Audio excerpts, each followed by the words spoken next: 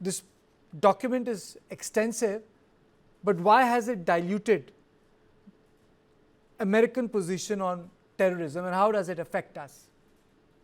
Thank you so much for having me, Kartikeya. Look, I think if you go back, to these documents, to national security strategies of previous presidents, what you will see is that, in the heydays of the George W. Bush administration, obviously terrorism was a priority.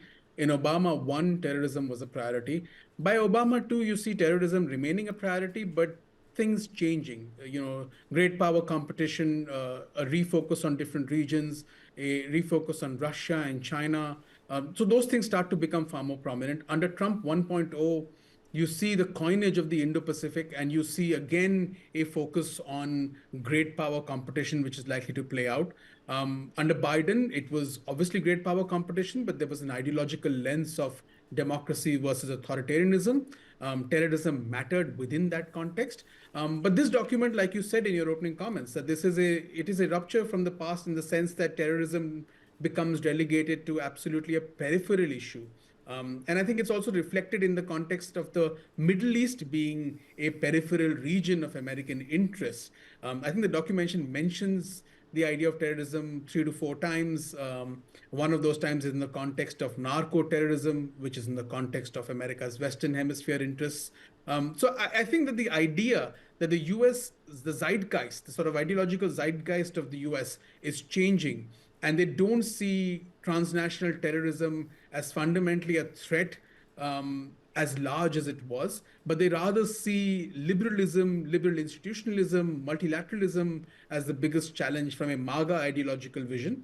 I think that's the shift that's taken place. And they still see great power competition playing out, but from a very different lens from, say, how the previous US administrations have seen it, even how Trump 1.0 saw it. So I think that's where the degradation of terrorism, the deprioritization of terrorism has taken place. Okay. Professor Swaran Singh, two things. Today there was a sort of a Chatham House conversation with people from Japan, that's how I'll put it, in Delhi. And they were saying, the Japanese delegation, and they were saying that, since Japan had to agree to pay tariffs because, 25% of the Japanese export is to the American market. So they had to give that $500 billion because Japan cannot do without America. But the point that was made, which was very interesting, was that if America is not there, China one day will run over Taiwan, and Japan does not have heft. So America has to be there in the East. But the question is, this time there is no Quad meeting that is also taking place. So what has made Trump put Indo-Pacific, terrorism and other issues which was so central to the previous American administration at a back burner, and make tariff and economic nationalism at the heart of the American politics?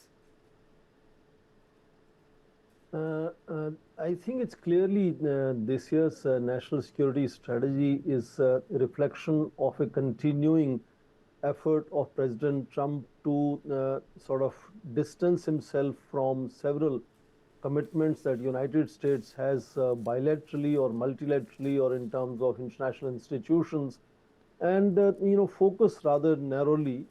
And the invocation of Monroe Doctrine of 1823 is kind of taking America almost back by 200 years in that sense. So therefore there is a shrinking focus. And people think it's a fancy word. It's colonial, sir. It's imperialism. That is true, but he is clearly saying in this document that United States is no longer interested in global dominance, and even in managing global governance, he wants allies and partner countries to step up their efforts, both in terms of arranging security at the level of defense and economic security. But what is most significant, and that makes it unique, Karthik, is compared to his own national security strategy of 2017. Whereas India's mention has been reduced this time by half, from 8 mentions to 4 mentions. Russia's mentions is reduced from 28 mentions in 2017 to 10 mentions now. And China's mention reduced from 33 times in 2017 to only 21 times. But now comes the punchline. Last national security strategy of his own in 2017 had mentioned the word Donald Trump twice. This time, his national security strategy is mentioning his own name 27 times. So it's a eulogy for a self-obsessed megalomaniac leader, if you allow me to call him. And therefore, it's his own personal rhetoric that he's continuously continuing, and it looks like one dictated rather than drafted by experts. And that is where his focus is now Okay. on Venezuela, fundamentally, without saying so. Okay. And is moving away from Indo-Pacific, even European. He's saying European stability inside Europe and with Russia.